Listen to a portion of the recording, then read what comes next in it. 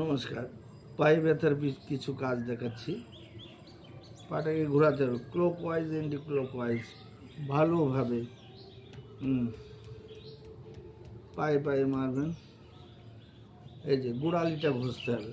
গোড়ালি ব্যথা, পা ঝিনঝিন করা, হাঁটুতে ব্যথা, সব কিছু কিন্তু একসঙ্গে হয়ে যায়। দেখবেন এবার ঘষলেন, এবার মালা চাকিটা একটু টানতে হবে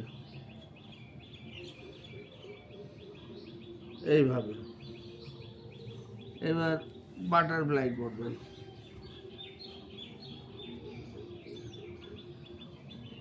এভাবে বাটারফ্লাই করতে হয় প্রত্যেক দিন সকালে রাত্রে। পা ঝিনঝিন করা, পা ব্যথা হওয়া, হাঁটুতে ব্যথা সম্পূর্ণরূপে সারে।